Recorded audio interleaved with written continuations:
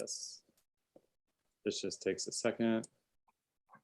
Thank you for your patience. All right, should be done. All right. One more thing. All right, everything looks good. So welcome and thank you for joining us tonight with the New York Studio School's virtual evening lecture series. Tonight is my great pleasure to be introducing Likkle Tings. Curtis, I hope I'm saying that right. Likkle Tings, a panel discussion with the artists Susan Cianciolo, Lyndon Berwar, Christian Quinn Newell, Patrice Robertson, moderated by Curtis Santiago.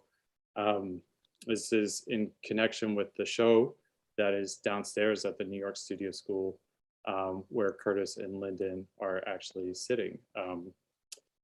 I would also like to just quickly recognize that the New York Studio School Evening Lecture Series is generously supported in part by public funds from the New York City Department of Cultural Affairs in partnership with the City Council, the Robert Lehman Foundation, as well as many individual, the National Endowment for the Arts, as well as many individual contributors. So if anyone in the audience has made a contribution, we really appreciate it and are grateful. And if you would like to make a contribution, please just visit our website and go to the support page. We're really grateful for any contribution that helps support this programming. I'll introduce our panelists in just one moment. I do want to point out the Q&A button at the bottom of your screen. At any point, you could enter in a question and we'll leave some time after the discussion for to field the Q&A. Okay. We have 5 panelists and 4 screens. Our first panelist is Susan Cianciolo. She's a visual artist and designer. She founded and was the designer of, in addition to her visual arts practice, she was founder and designer of Run Collection from 1995 to 2001, whose presentations were repeatedly shown at Julia Rosen Gallery. Recent solo exhibitions include the Lumber Room in Portland, Oregon, Bridget Donahue here in New York, South London Gallery in London, Martina Cimetti Gallery in Milan, and Overdue & Co. in Los Angeles, amongst others. She has shown her work at the Whitney Museum of American Art here in New York, CCS Bard Hessel Museum, Annandale on Hudson, and was included in the Whitney Biennial in 2017, as well as White Columns and MoMA PS1, amongst many others. She participated in the 2018 Siena Art Institute residency in Siena and was the Annie and Joseph Albers Foundation Artist in Residence in 2001. Next, Lyndon Berwar is a Los Angeles artist, animation director, filmmaker, and as an AMPAS VFX executive branch member. His film credits include the Matrix trilogy, Happy Feet, and The Thing, where he directed pivotal character animation sequences in those features. Within the art world, Lyndon's work has been featured in major institutions from the Perez Art Museum, Miami, to the Museum of Contemporary Art in Los Angeles. And as an HBCU grad from New Orleans, he serves on the boards of the Smithsonian National Portrait Gallery, the California Institute of the Arts, and the AMPAS Museums Inclusion Task Force. Our next panelist, in his paintings and drawings and miniatures, Christian Quinn Newell presents coded narratives to reflect on and process the world around him. Often anchored around a semi-autobiographical protagonist, the works form a personal mythology in which Newell employs a distinct iconography of semiotic marks, archetypal images, transhistorical characters, and multi-layered plots. Fourth panelist is the New York-based artist Patrice Robertson, who is known for her intense, realistic portrait paintings created by using oil on wood panels and metro cards. She uses her own experiences as an African-American woman growing up and living in New York City as inspiration. The themes that interest Patrice are duality, confinement, displacement, and attachment. She was an Artworks Incorporated resident fellow at Jamaica Art Center for Arts and Learning from 2019 to 2020. And last but not least is our moderator this evening and curator of the exhibition, Curtis Santiago. Curtis has exhibited internationally at venues such as the Drawing Center, the Flag Art Foundation, the New Museum, all in New York, and the Edith Broad Museum at Michigan State University in East Lansing, Michigan, as well as the Institute of Contemporary Art at Virginia Commonwealth University in Virginia, the University of Saskatchewan in Canada, the Perez Art Museum in Miami, Art Gallery of Ontario in Toronto, and the Site Santa Fe Sightlines 2018 Biennial in Casa Tomada in Santa Fe, New Mexico. Curtis is an active member of the board of directors for the Drawing Center in New York, and this past year was an artist in resident at Black Rock, Senegal. His work is in the Studio Museum's permanent collection in Harlem, at the Birmingham Museum of Art in Alabama, and the University of Saskatchewan. And he joins us from our gallery here at the Studio School, but you'll find Curtis living and working in Munich, Germany. So without further ado, please give a virtual welcome for Likkle Tings. Hello, everyone. Good evening. I'm so excited to be here with all these great artists. And thanks to the New York Studio School, which started off as a little joke in a board meeting of like, we should do it, you should curate an exhibition, turned into a real thing. And now I'm sitting here amongst these beautiful works. And hello to the artists that weren't able to join us for the talk. We only have a limited amount of time. And so we chose four with various backgrounds, varying backgrounds to share their stories. I won't take up too much time because I want to hear what the artists have to say, but I will read a little statement from this exhibition. And so my inspiration is, we'll start with this. For most of our existence, humans have made tiny charms and talismans to bring luck, health, to keep gods or those we cherish close. They have traveled with us, lived close to our bodies, hidden from view when necessary. They've encouraged knowledge, transmission, blessings, and intimacy. Intimacy was, I will get to that. There's so many things I wish I could share in the time, but I will keep it very short. I have to remember to do that. So if you come to the exhibition, you're encouraged to lean in close, crouch, kneel, zoom in on your phone, reorient yourself, and embrace the quiet intimacy of close looking. So thank you, Graham Nixon, for bringing this up in the meeting and asking me to do this. And so here we are. Likkle Tings Likkle is a word that has always been used around my home to describe all sorts. Give me a little water, a little more food, always a little more food. And I thought it'd be fitting because it is slang, but I wouldn't even consider it slang anymore. It is a part of the Caribbean patois and Creole that exists. And this show is a Creole of characters and a mash of outsider, insider. That's a word that I wanted to remove. We have two artists who've never shown before in the exhibition, and artists with vast experience and artists just starting their journey, middle of their journey. And none of that matters when all these works are together in this room. So we will get to it, and we will hear from Christian Quinn Newell, and we will show the piece that he has brought to us, has sent us, and he can talk a little bit about his practice and specifically this work. Oh, I'm touching the screen here. So used to an iPad. All right. Yeah. All right, Oh, nice. Look, can I bring up, work with me here? How does that look to everybody? Christian, can you see? Yeah, that's cool. That's right. I've got portrait, so it's good landscape. Yeah, it's perfect. So yeah, I mean, predominantly I am, you can say, an oil painter. I work predominantly in oil paint, but my journey and introduction into miniature painting actually came about, you could say, like, 10 years into my oil painting practice, when I started to inquire about the materials I was using.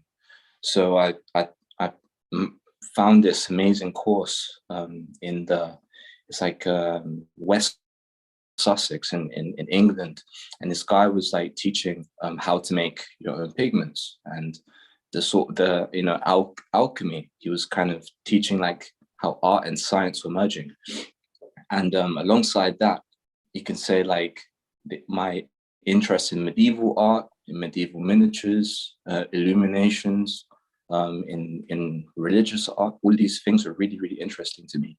And I took that knowledge and just delved into really small things. And having met Curtis as well, like in seeing his tiny little sculptures and stuff, we talking, and he was one of the first people who can kind of resonate and talk about these things and encourage each other. So it's, like you were saying, with the little charms you can bring, and have close to you. It just fit perfectly. I love to draw, so these small little works were perfect. You can just do it anywhere. You don't need much, and you can really express yourself, like the Indian miniature painters. So let's talk about the artwork. Having been inspired by martial arts and the Eastern arts a lot. My father was indigenous man from Jamaica, and when he came to the UK, he was I think spiritually he needed something, and he found it in the martial arts. And so this Japanese culture, this Chinese culture, these internal arts, they really resonated with me, and they were kind of around me. So when I depict samurais or warriors, in a sense, they connect me to my father and that kind of quest he was on. So I'm always like enjoying doing these things, even though I am not Japanese or I'm not Chinese. It's a broader symbol, and you can see is inside. So my practice is a lot about this inside outside world. Okay, so about my internal space, introversy, being how as an introvert you use your inside space, your rooms, and how you translate that to the outside world. So usually that's why I'm depicting inner spaces and outside and windows and doors and things like that, like the black little space you can see in the background. That's this window to the outside, and you can say like this guy's like a character maybe inside, kind of doing what he wants to do, and like playing character, like theater, something like this, training. But that's it in a nutshell, you can say. Yeah. Okay, let me ask you, because sometimes when it comes to drawing and painting, would you consider this a study? Because I know you work larger scale, and some people would, if seeing other work as well, would you consider this a study? Is my question. Yeah. Oh, I think quoting someone else is like the more academic painters, they kind of say you should bring a work. Every stage should be a level of completion, and that really kind of stuck with me. I wouldn't say I always maybe achieved this, but I've always been interested in the layers of a work, because number one, like in school, I always remember it was all about, I always thought it was about the final piece. It's just one finished piece. And, I was looking at other works like from the Renaissance and stuff and saying like, how did they make this? I would love to see the procedures. So for example, drawing, I find drawing is incredibly important. It's like 70% of the image, and this is for me, and like the 30% is like the paint and the color and the emotion. But in a sense, you could say, yeah, it's kind of like it's in between. It's like a study. I think maybe the smaller ones, that you can make them faster at least, so you can kind of I could take this and maybe make a bigger painting from that, which would be pretty, I think. Yeah, that's a good idea actually. But the reason why I asked, I wasn't leaning one way or other, but for me, looking at your work, this small piece, when it came in, and thinking about my own personal drawings, where if I was to make a drawing this small, for me, it always ends up feeling like a study. But looking at yours, it felt so complete. I didn't need, for me, I don't need this to be bigger, or the strokes and the colors and the gesture, everything seems deliberate and not like you're just exploring. It felt like one of the miniature paintings. So I've been following as you started on your miniature painting journey, and to see this piece was like, oh, this is what he took from what he knew before and this miniature paint, and he's combined them into his own language. And it's I want for naught after looking at this. So yeah. So but I would say, like, this specific piece, I would say I did it. I felt like I had to do it much faster than usual. Okay. So in I think, like, being an oil painter, there are certain limitations, I think, because with miniatures, like, you can't really make that many mistakes. Like, you have to really be aware of that, because you blend something, you smudge something, and it's like, it's hard. But when it's a bigger work, you have a bit more like space that you can move around, Yeah. So it's I would say a bit more conscious, like focused procedure, and I'm sometimes using a pen, like a really fine, like comic writers, like pen and like nib and stuff, and sometimes I'm using brush and Tipex, like, whatever, like it's So I'm going to ring the gong there, and if there's questions, we can come back to you. But we're going to thank you for sharing, and we're going to keep it moving. Let's see who's next on our list. Here, hold on, let me stop the share. All right, as I scroll on my list, I think Lyndon, you're up next. I had all these references to point to for miniature work and the history of miniature work, from even it being like Giacometti and Basquiat to Mesopotamian little sculptures. But I think we could go to the Met and you can Google and you can find all these things. And we have real living, breathing makers here. So I'm gonna bypass all of the reference stuff and get into it. So Lyndon, I'm gonna bring up your work here, and I'm gonna let you. Here we go.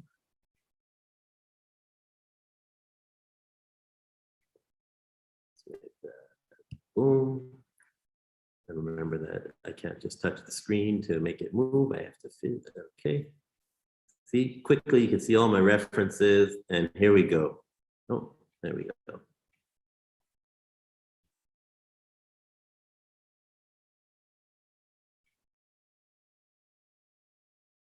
Okay, everyone can see that. So I asked Lyndon to present two different works. He also works in video and film, and then he makes physical sculptures. I wanted people to get a sense of the objects he makes in his film, the actual scale of them. So here we are looking at your Corona chessboard. COVID chess. COVID chess. COVID chess. Okay, and I'll let you take it from there. How did you tell me about this? Well, I was asked to do a piece for a show last spring, and that when was it?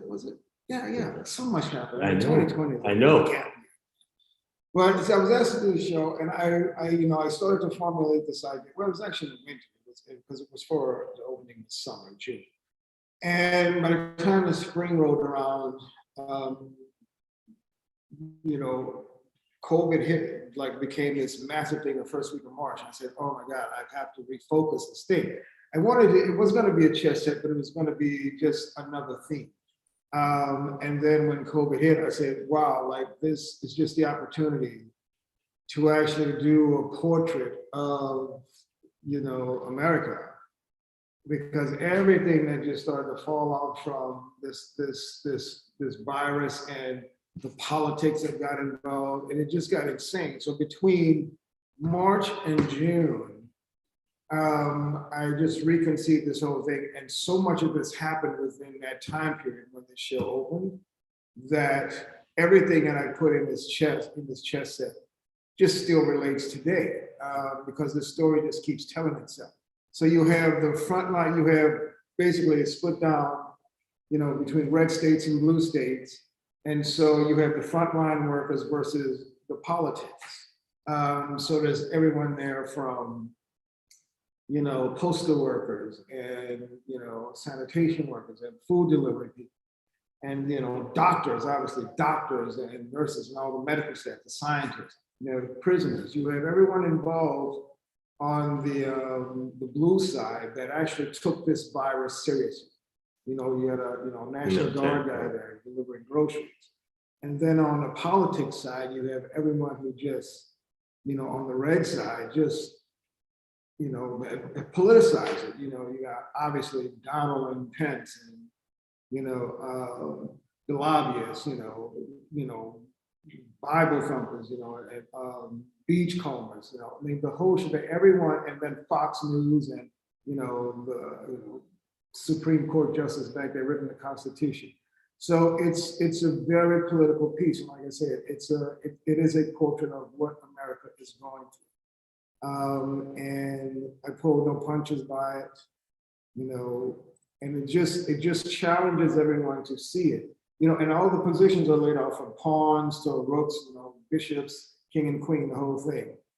And it's clearly defined who's what on each side. And I challenge anyone who views the piece to actually choose a side and challenge what's going to win and what's going to overcome.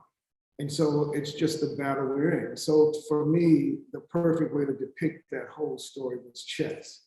And I just really got into this piece. This is probably one of the first pieces I made where I did not do an accompanying animation piece with it. Because usually when I make these sculptures, I will animate the actual figures in the sculptures with an accompanying film.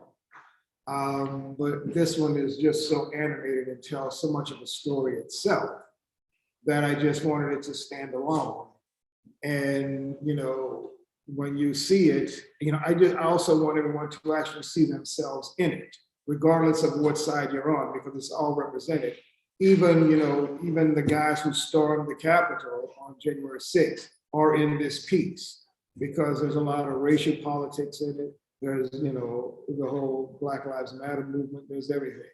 So we just went through so much, and we still are. And I just wanted this piece to just basically live on and just tell this story, So someone is asking here, since the speakers are talking about the sizes, could they tell us how big this or that work is? So what I will do, I will bring, because we're here in the gallery, I will bring one of the pieces over.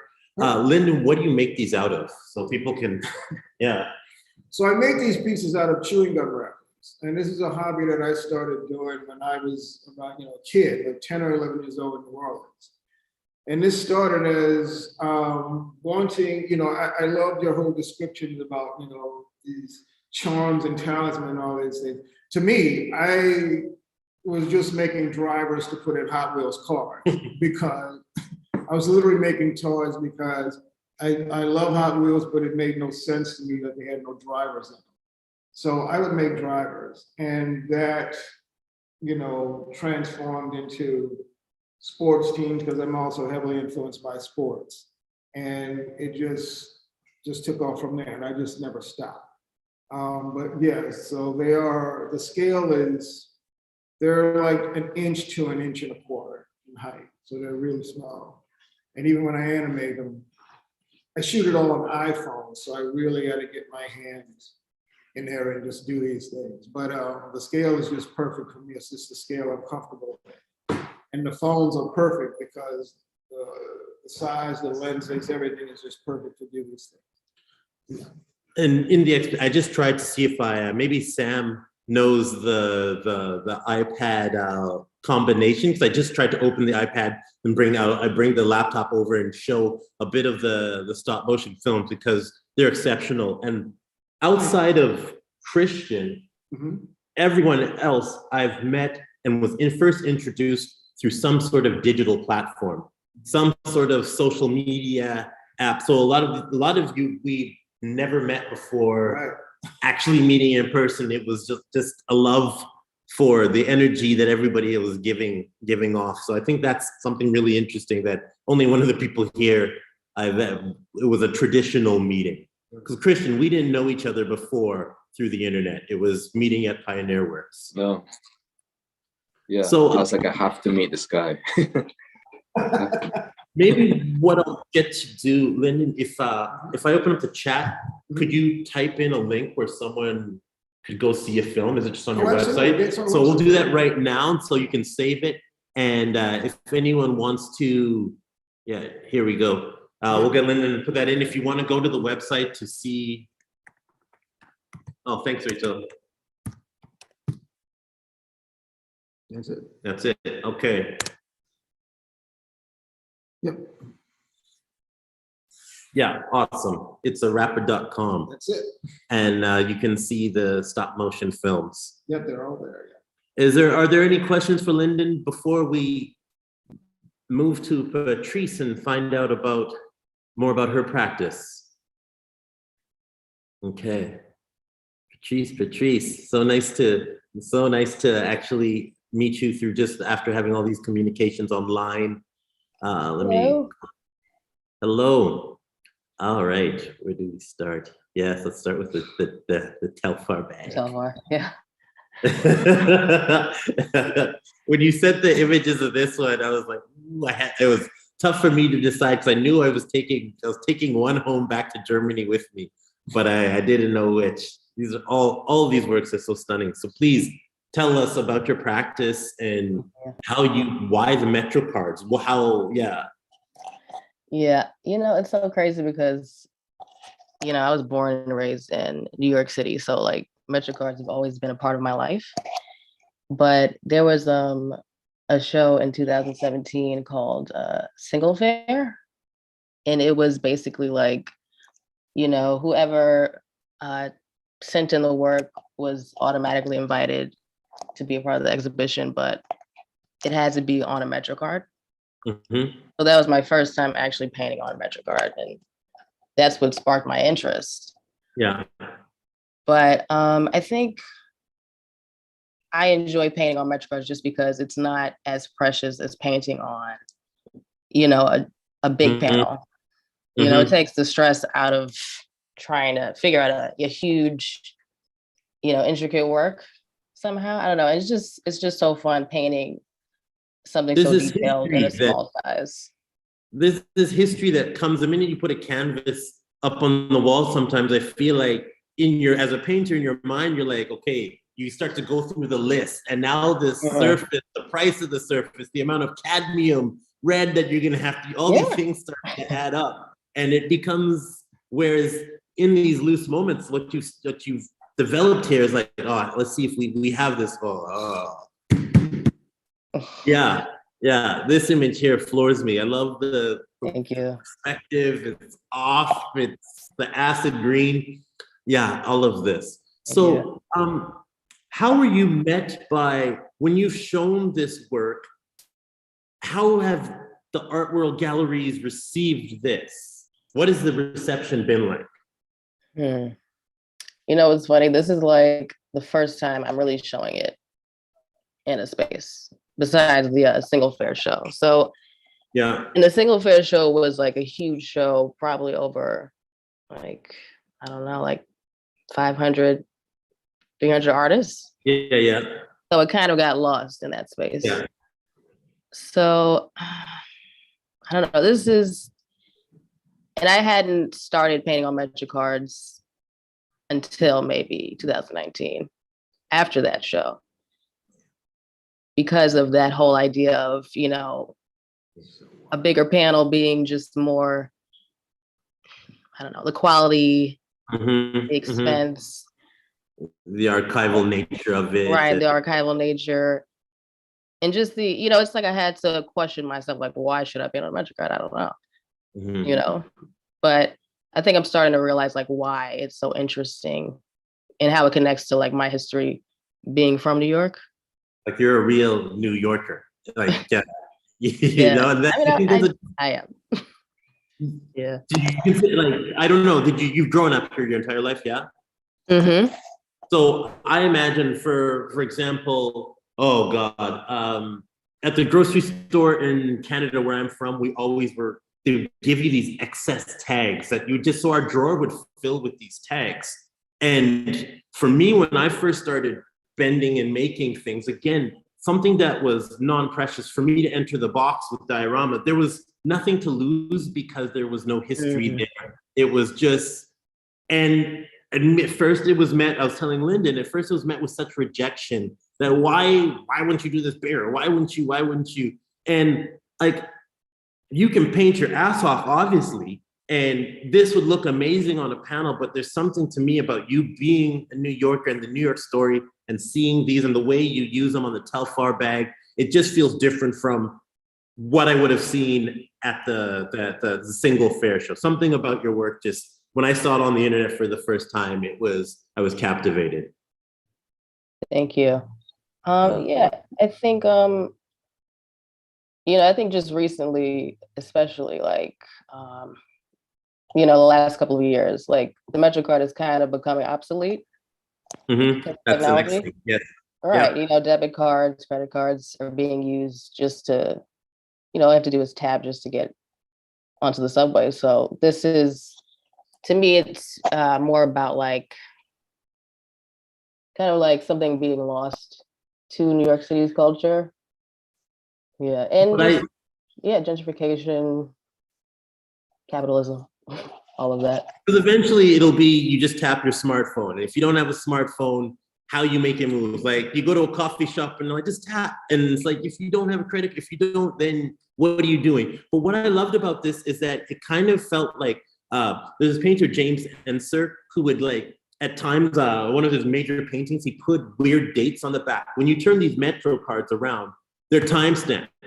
And this history of use, we know when it was used, but it doesn't mean that's when the painting was done. And I just like this kind of form of trickery that is happening. And so I just, there's so many, I wish we had more time, but I think you and I will talk more, and because I want to know more about this work that I'm going to take home. So thank you, and we'll get back to, let me double check the questions. Okay. Yeah. Is there a moment or feeling when you're making that changes these pieces from low stakes into something precious, or where you know they're doing something? You got that, Kim? Yeah. Yeah. Should I answer that? Yeah, go for it. Yeah, absolutely. Okay. Definitely, yeah, because it's just quicker and it's cheap. Retro card is like only $1. And even that's expensive compared to a few years ago, when it was free. But it's just, it's kind of like a sketch, but for me, it's kind of like a sketch because I don't sketch, but it's like I'm able to get a small idea out quickly instead of like spending so much time on like a huge panel. Yeah. Not knowing if that composition or if that's really what you want. Yeah. Exactly. That question, for what I can, because I was thinking about this recently when I was in Dakar preparing works in dioramas for a fair that was coming up in Paris, and I had this tight window of time, and I'm in Dakar where it's not like I can go to a vintage store or a flea market and pick up another box. That was the only time where like, oh, if this hinge breaks and I've just spent 3 months working on this and this hinge breaks, and I was like, I had to release that because now this medium that had been so light and just my thing, like I don't have to overthink it because it's my thing. I started to overthink and I'm like, why? Now this is feeling like when I'm at a big canvas, this is not why I do this. And I had to like surrender. I'm like, if it breaks, it was just a flea market box. What you live about. You exactly. You'll still make it. Yeah. Okay, we're gonna move on to Susan, one of my favorite artists, and I'm so happy that you're in the show. And I loved putting together this piece because there is, for one with such a serious career, there's such a playful quality. And when I was assembling the work, for example, when I was assembling, I have different pictures of it. Here we go. When I was looking at the images of Jill Orloff's work, who was the person who's carved chairs, it was like, I didn't even really want to touch it. And I know how to handle delicate things. But immediately with yours, for example, this ladder here is so precarious, this little hair of glue that holds the ladder to the wood that is in the installation shots of how to put this together, or how this leg here is just the little details felt very playful. And I love that it was a collaboration. So wait, did we lose? No, Susan, I just have to scroll down. There you are, okay. So I'm gonna let you talk and tell us about this piece here. Thanks for putting it together, because I know it's very precarious, but because some of the pieces are broken, like the ladder needs a little repair, and that leg I had fixed a little while ago, so I appreciate that you could put it together so nicely. And as I said, there's no real way, there's just kind of favorite ways that my daughter and I sort of play with the pieces. But because over the years a lot of furniture keeps getting added into this little home, and it used to all fit in that box, but now everything's spilled outside, and well, that's the fun of it, I guess, is just like where you keep playing with it and adding to it. And this was in a show at Bridget Donahue, and I think it was 2015, and that's when everything fit in the box, and it had a different little tapestry bottom. Yeah. And sorry? No, I didn't say. I'm just saying, yep, I'm listening. So I recently made this different tapestry for it, and my daughter Lilac asked that it would just come home after that show in 2015, because this one in particular meant a lot to her. So it's just recently that it showed. I asked her permission if we could show it at the Lumber Room in Portland over the summer, and then that's when it had all the new furniture and this new little tapestry that I put together quickly, because the old one became like a pillow for one of her doll beds. And that's more or less how a lot of them develop. We have a lot of very similar just ideas all over the house that look very different, but then I was reflecting today about when else did I make small things, and then I have been making games as long as I've been making work. There were games when I had a fashion collection. Everything became a game, and there were little pieces you would take off and put back together in different ways, with snaps, and they came with boxes or bags. And then I remembered today I did do a show that was called Small Things and Games, and it was just open that anyone could just show up and bring a piece to be in the show. And then I did travel that show, that was in New York. I asked Shiseido if I could borrow their storefront, and then I traveled that show. So I feel like there's this common theme of making games on my own, but now with my daughter, it becomes a way that we've just always entertained ourselves, This one, I feel it was mostly her creation, What I find interesting is as your daughter grows and her level of like her making grows, because she's been making with you for such a long time.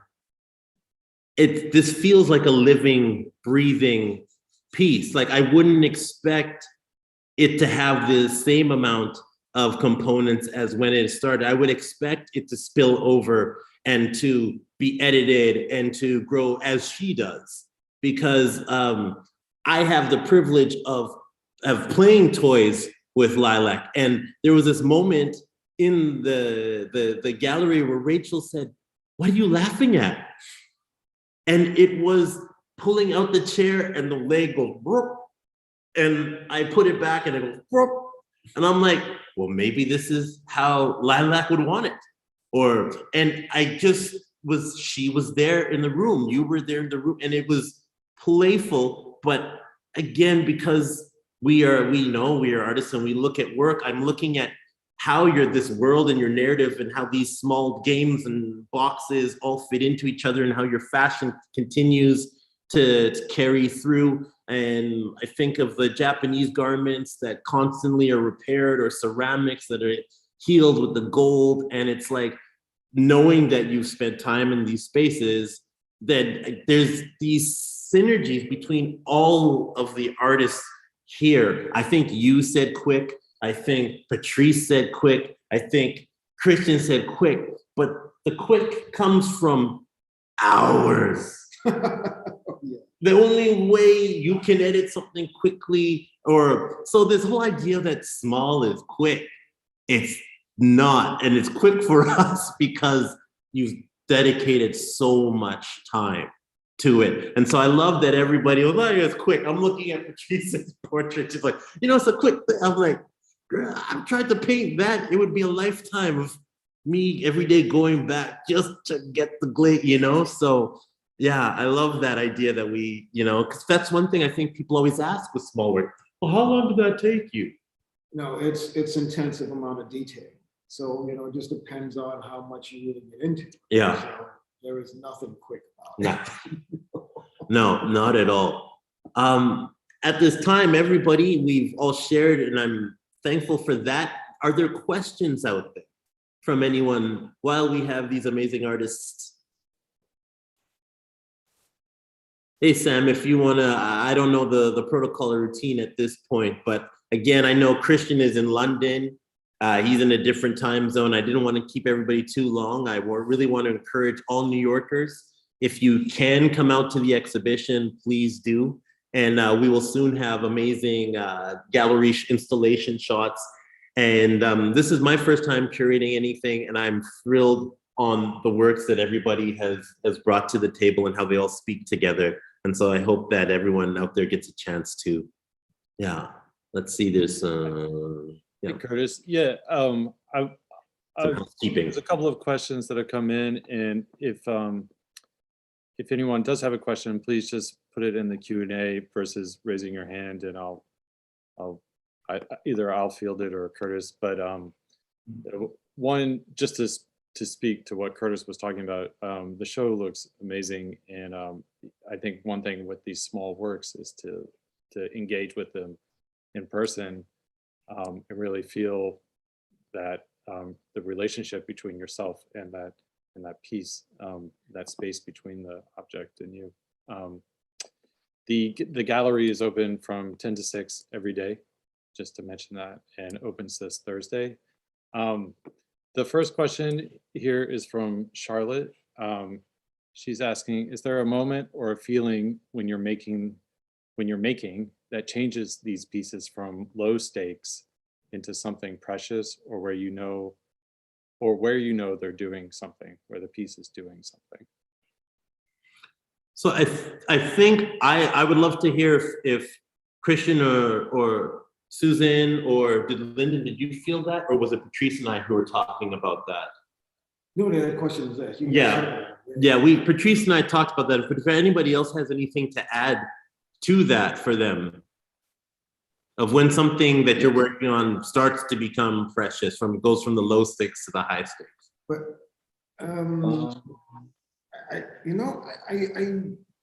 don't know, I'm not sure exactly what the difference of that means, low stakes and high stakes. I mean, every time I'm working on something, there's always a bar, a high bar. That equates to stakes, because it's always a story I'm telling with the miniatures. Yeah. And I think people have to realize that it's not the size of the piece, it's the message in the piece. It's what you're trying to say with the piece.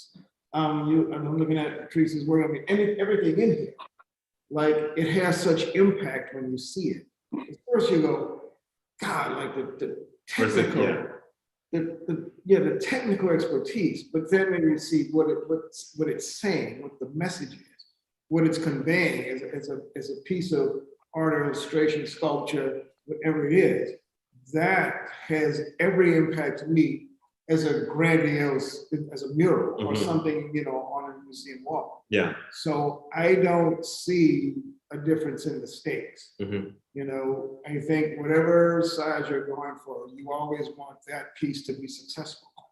And even if you're saying if it's a study or a maquette, because when I first started doing these things, I was, you know, and after my professor actually told, you know, made me realize it was a piece of art. And I was like kind of hung up on, you know, yeah, but it's small. Maybe these are maquettes for bigger sculptures. And I was like, no, these are the sculptures. These are the sculptures. Yeah. And so, you know, after it took me that minute to realize that, him going, dude, wake up, that I just knew right then that this was something significant. And I think all of us feel that way about these pieces, because I look at them and I go, I'm a miniature artist, and I look at it and go, holy shit, look at this. Like, you guys are crazy. And then I go, well, I'm one of you. This is crazy. So yeah. That's my perspective.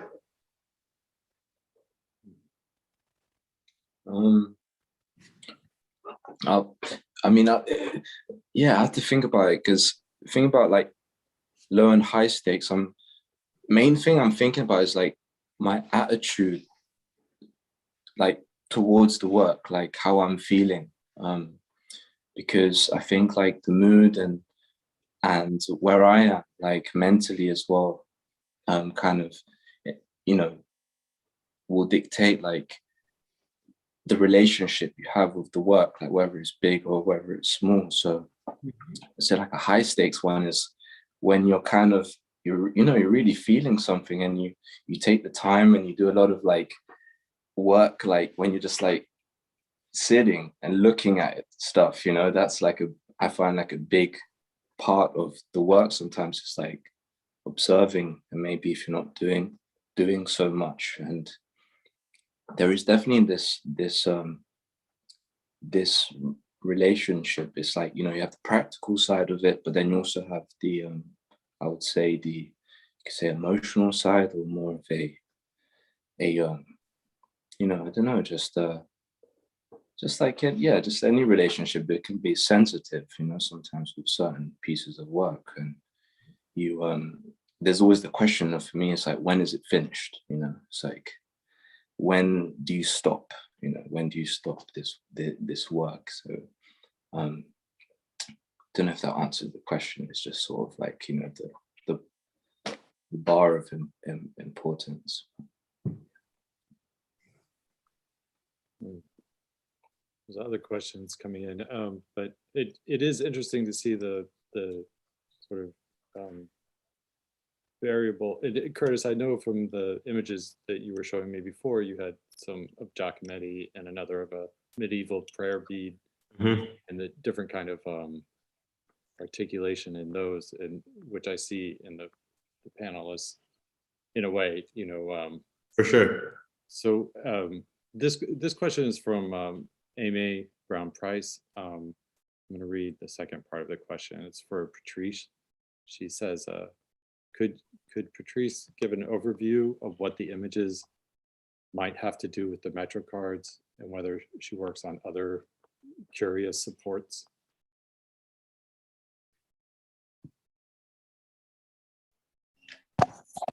Yeah. I think, you know, more recently, thank you for the question. I've been more intentional with connecting the history of the Metro card with the image. So, you know, the Telfar bag for me is like Brooklyn or New York specifically. And just everybody has one, and it's so hard to come by, right? Yeah. And so I put it on a Metro card. It's already like commodified because it's kind of like a considered affordable luxury. And Metro card is affordable or public transportation is affordable for a lot of people. So, that was my only way to get my hand on a telephone in a way.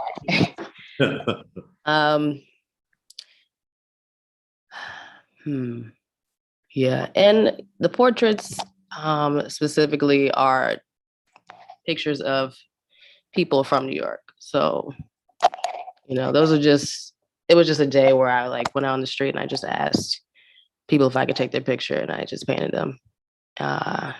And the diptych is a portrait of my brother. So I just kind of like experimented with the color and the background and kind of like the story, I guess.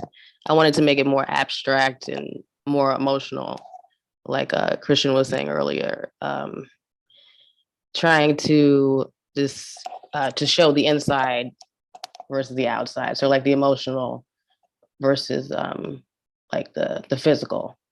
Yeah.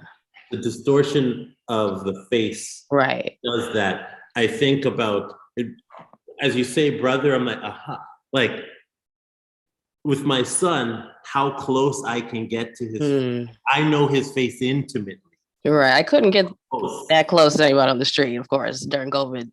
And so to get that close of zooming in the photograph, like I remember when my brothers and I would play, it's only with siblings that you can have that proximity, and you maybe don't even necessarily need a photograph to know the marks and the of that face. Yeah. Yep. It communicates beautifully, even on that scale. Yeah. It doesn't matter if it's there or it's just a beautiful piece of work. Thank you. Thank you so much.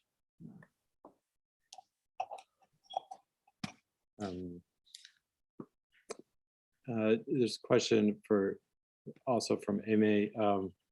Could Christian talk about how large the piece is that you showed? I can bring it over.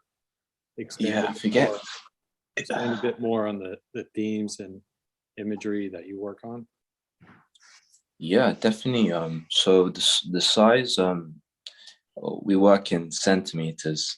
So I think it'd be better if Curtis shows it's just the one in the middle. But how big is that? That's like what? Maybe 4 inches. 4 inches, like 2.5, 2 and yeah. Okay. So the guy in this I'm referencing in this particular one, he was you can say a samurai who worked for the shogunate in probably the 16th or 17th century. He's like a historical figure.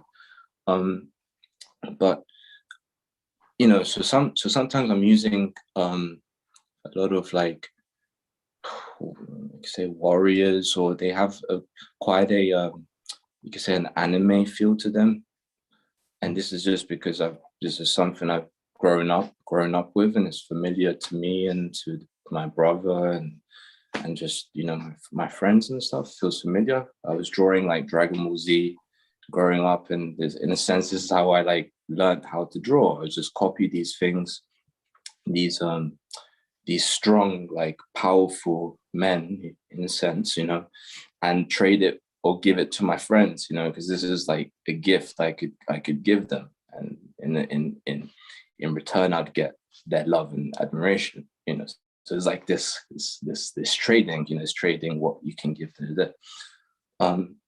But again with the games, like Suzanne was talking about, like I involve like chance a lot into my practice. So for example, I have some here, it's cool. I have like Dungeons and Dragons dice, which have like numbers and stuff on it. So sometimes I'll and they go pretty high. and I have like tons of books, like I just have just loads of picture books, like, you know, many other artists, but I'll just like roll dice and just whatever the number is, like there will be like an image there, and I can only like use these images. And sometimes it just surprises you because you'll be thinking about something, roll it, and like it's like magic. It's like something's there, and then, you know, you get excited and it wants you to continue and, you know, delve into a practice or into what you found out.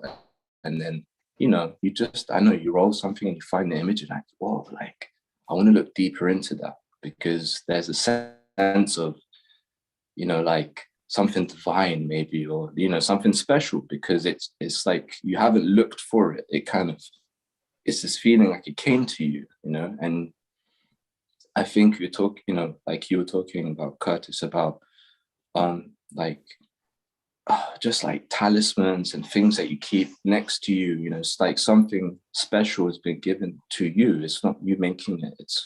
And I like this play, you know, where it's less about me. It's more about what I can find and what I can work with, you know. Because you need to be I think as an artist as well, sometimes you need to have fun. You need to like have things that kind of shake your practice a little bit, you know, to make it exciting for you to carry on. So yeah, that's why I sometimes introduce trance into my practice to, you know, randomize characters and images and stuff like that in some cases. Interesting. Reminds me of John Cage. He's writing music through chance in similar ways. I have a question for Susan, because I think of the panelists, her work is probably has certain impermanence to its finality. I wonder if Susan, could you speak on that?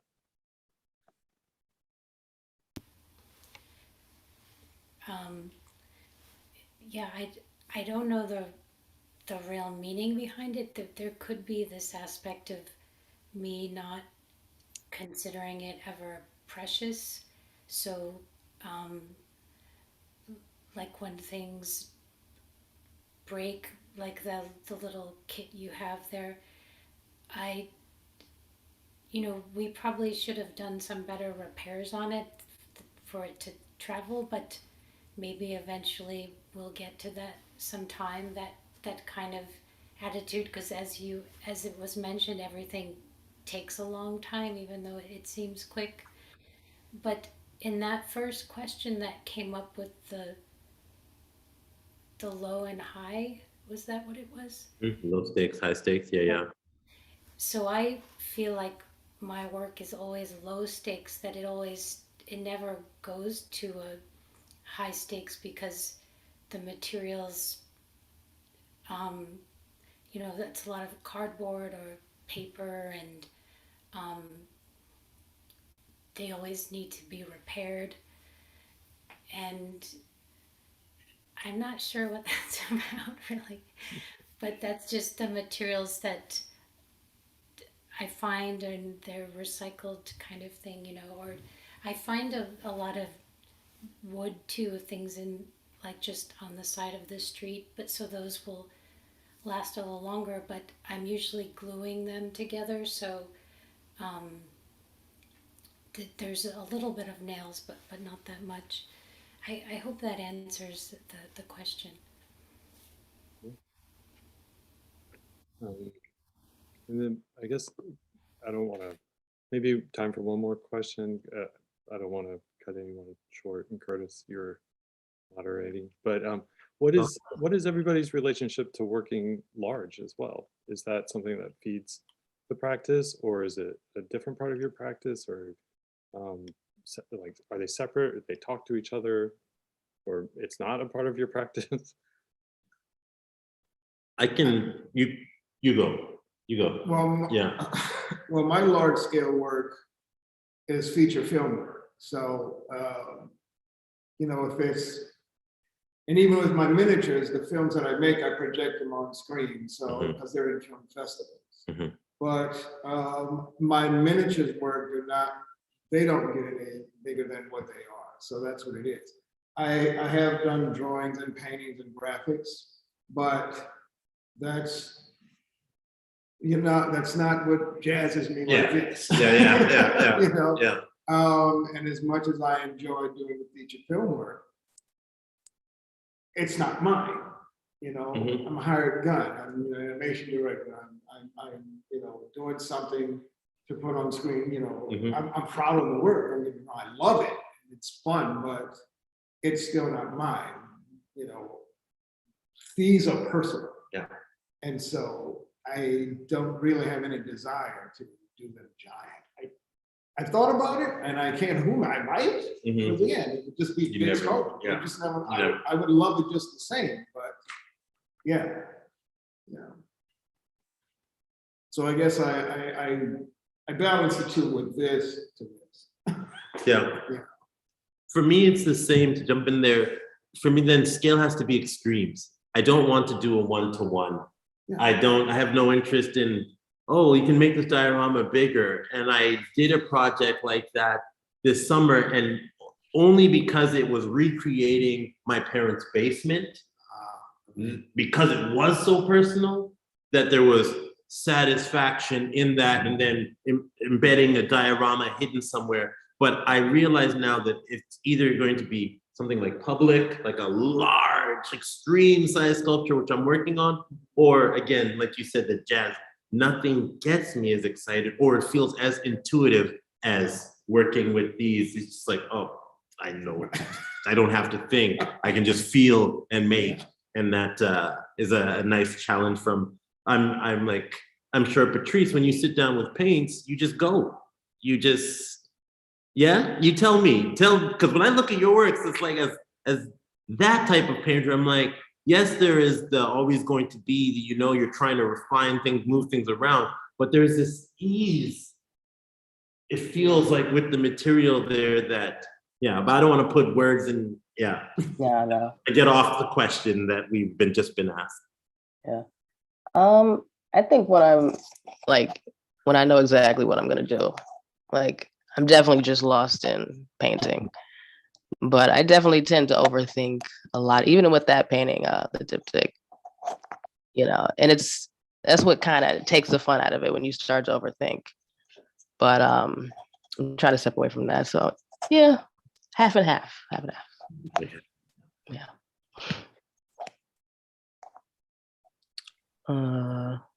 What was the question? It was about scale. Scale, right. The scale, bigger works in your practice. So, right. Sam, I'll let you go, Patrice. Okay. I think for me, I tend to paint smaller just because logistically it's hard to paint big, because I have my studio in my living situation. These large my works. living space in the same space. But definitely that's the only thing that's stopping me from painting big or large is just space. Yeah. So that would be like a diptych would be recreated similarly to that on a large panel, and I think it would be even more impactful probably. What's your dream size? If there was no boundaries to, what scale would you want to see that diptych?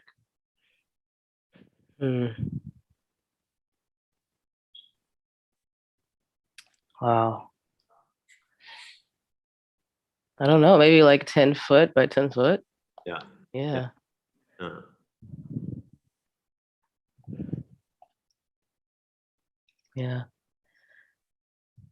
See, I would do something like a surface area.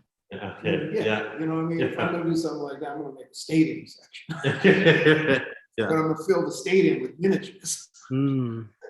Still remaining, yes, I understand. It would be to scale. Yeah. Like, because I've done fields that are to scale that are like 5 feet, but it's the miniatures playing on. And that's in the film, right? Is that That's the football film? That's one of them. That's Yeah. football. And then the soccer piece, the World Cup. Susan, you and scale, because I know you do larger installations, you use the human body. Was Portland, the exhibition in Portland, a larger scale, like was the whole thing an installation? Well, in that show, I took a lot of pieces and I put them all together and made it into one. So that happens a lot where I'll reconfigure them and like recycle almost all the pieces, so then they change form. I would say the performances would be my idea of what becomes large scale, and then within those performances we use the small games. Sometimes they're a part of, or they become a part of the garments. There was a show that I did at Bridget Space and then at Modern Art in London, where I took the little kits and I just blew them up gigantic. So when I got to the space, we built them. So then all of a sudden you could go inside them and play in them as adults and have little scenarios, and then within those there are all these kind of small little things to play with or have a cafe, because I'm also working in my home with my daughter. So in the larger ones, it's me like creating them and drawing out the drawings to then go and make them, or the films. Within the films there's all the little stuff, but maybe that's like in my head conceptually like a bigger piece,